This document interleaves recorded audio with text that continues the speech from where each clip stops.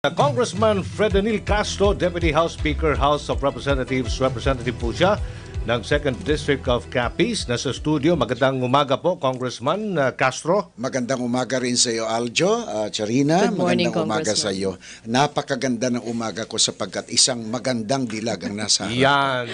Thank you. Sinabi niyo po yan. Okay, sa pagbuhay ng death penalty, Congressman. So, bill na po ito ngayon, consolidated bill.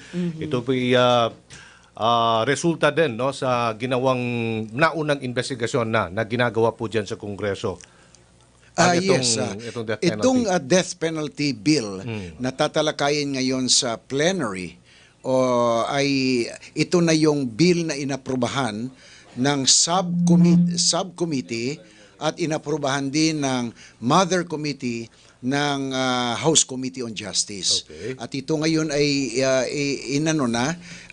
ikinalendaryo para sa plenary debate sa bulwagan ng mababang kapulungan ng Kongreso. Okay. Pabor po kayo sa reimposition ng death penalty. Marami pong mga katanungan. Siyempre, kung may pro, mayroon din con. Sabi nila, justice system dapat ayusin to avoid itong mga mahirap nating kababayan would not be abused ng mga mayayaman, having a truly independent judiciary na may highest integrity and ensure speedy trial. Reaction niyo po doon, sir? Marami tayong naririnig na ganyang mga komentaryo, Aljo. Opo. Pero ang komentaryong ganyan ay palagay ko hindi maganda. Opo.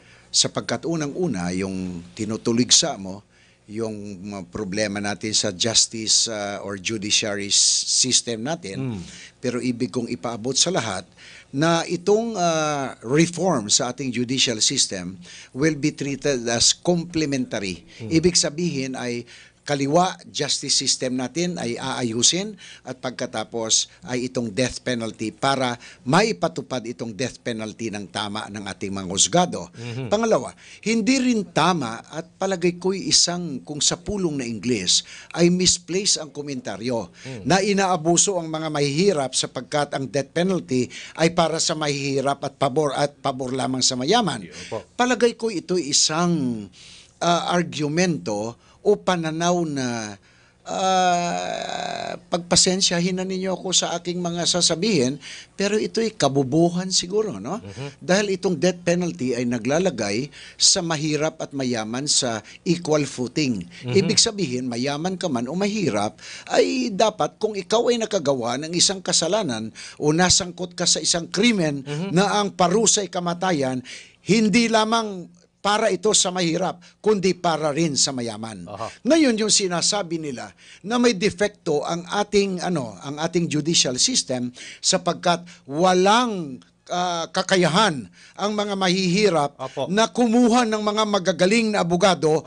Ito ay isang paglalapastangan sa reputasyon ng mga abogado ng Pilipinas sapagkat ang kanilang sinasabi na walang kakayahan ang mga abogado dahil hindi ka abogado di Campanilla, ito namang mga abogado di Campanilla naging kilala lang ito dahil sila'y binigyan ng pagkakataon na makahawak ng mga popular at mga malalaking kaso na na-cover ng media, no? Samantalang ang ibang mga abogado na mas magaling pa sa mga di Campanilla na yan ay hindi nabigyan ng pagkakataon na makahawak ng high profile na mga kaso, kaya yung pangalan at personalidad ng mga abogadong ito ay hindi lumalabas sa paghanga ng mga tao o paghanga ng mga mamamayang Pilipino na isang di Campanilla sapagkat wala siya sa limelight, no? Okay. Ito pong plano ninyong ibalik ang death penalty sa paanong paraan po? Bitay, firing squad, paano po? Ang panukalang batas ngayon na nakabinbin para sa pagdebatihan sa plenaryo ay may opsyon.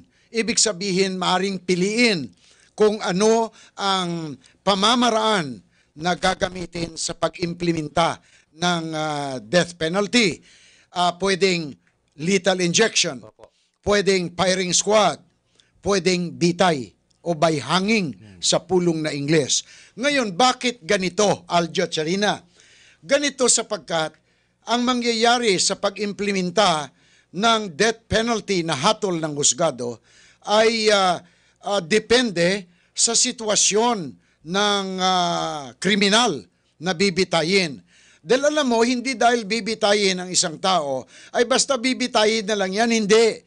Tinitignan kung ano ang sitwasyon ng isang convict bago siya bitayin.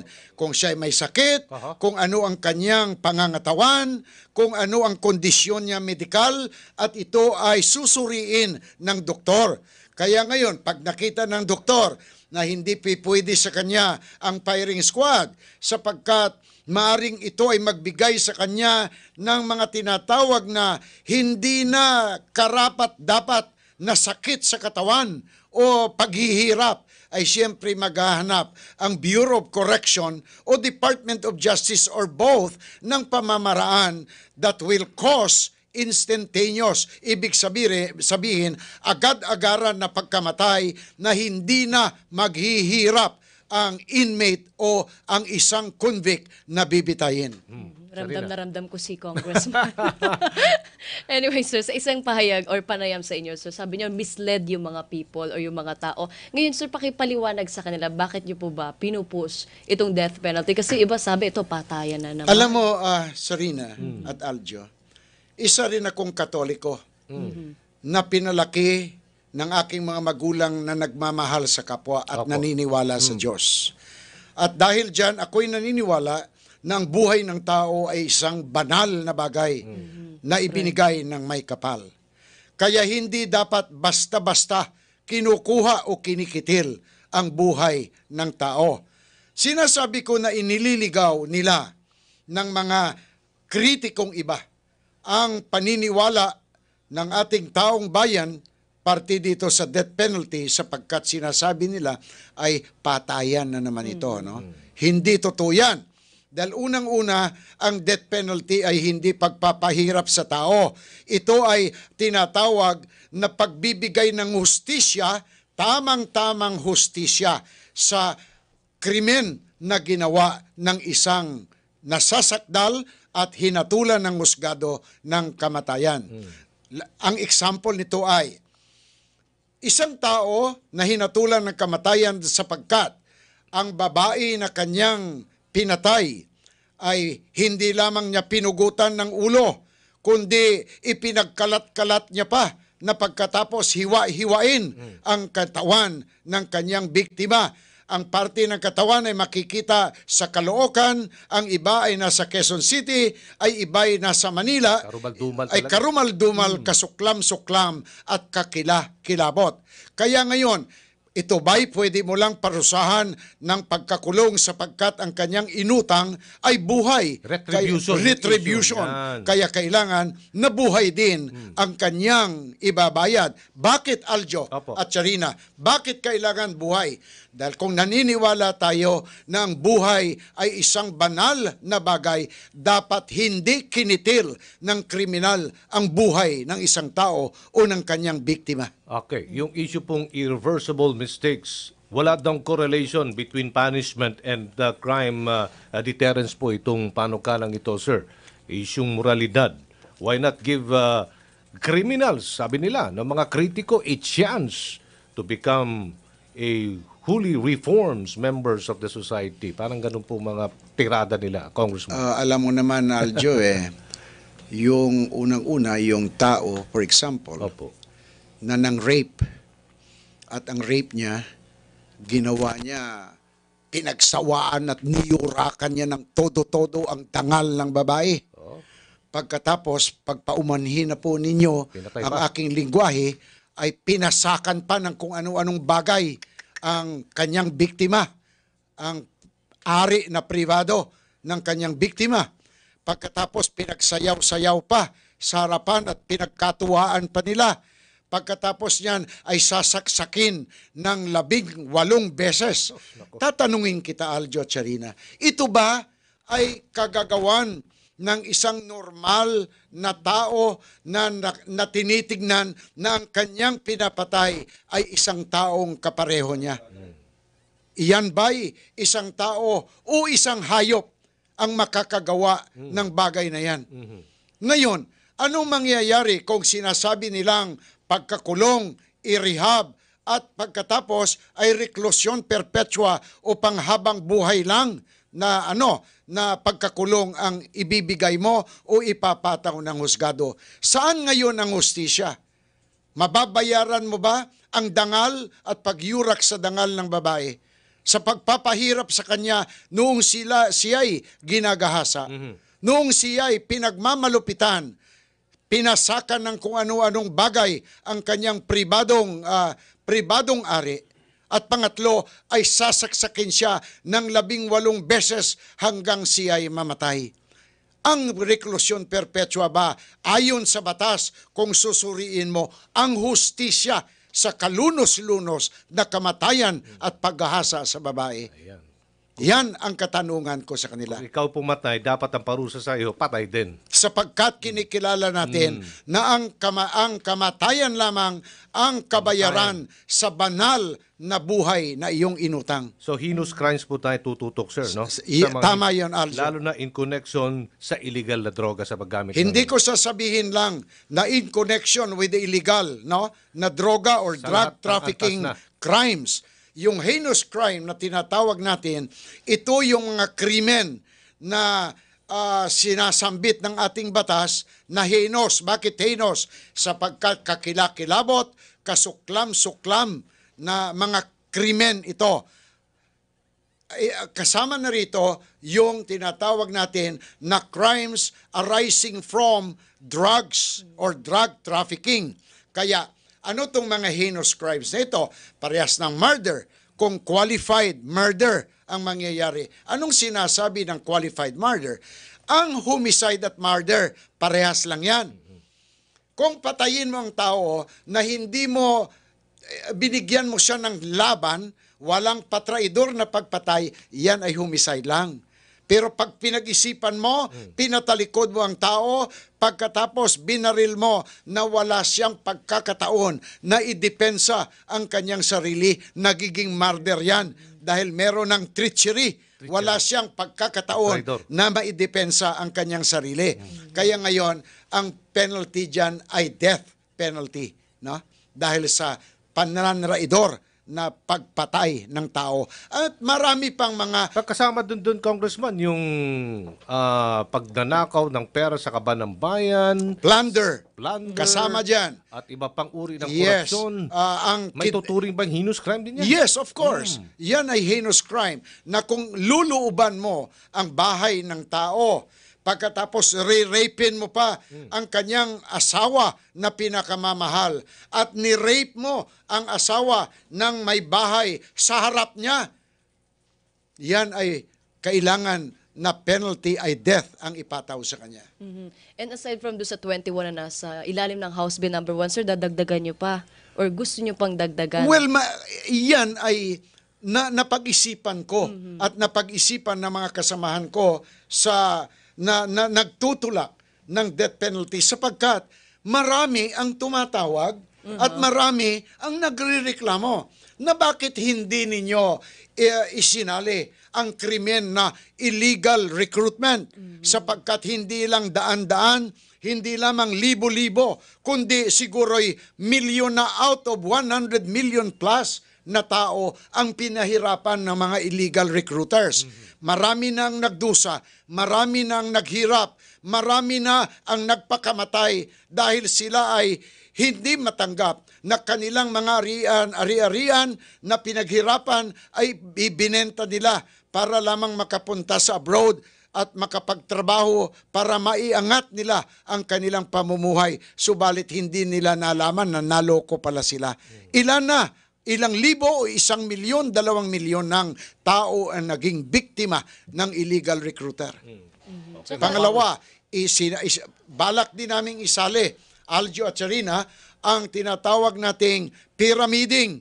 Kita mo sa Senado, ayan, yung mga scam na yan ay milyon-milyon at bilyon-bilyon o trilyon-trilyon na pera ang kanilang nakuha sa mga inosente at niloko nilang mamamayang Pilipino. Ganun din ang epekto nito. Naghihirap ang mga pera na pinaghirapan, pinag-ipunan ng galing sa pawis ng mga mahihirap ay niloko nila at ayun, nagpapasarap sila sa buhay nila.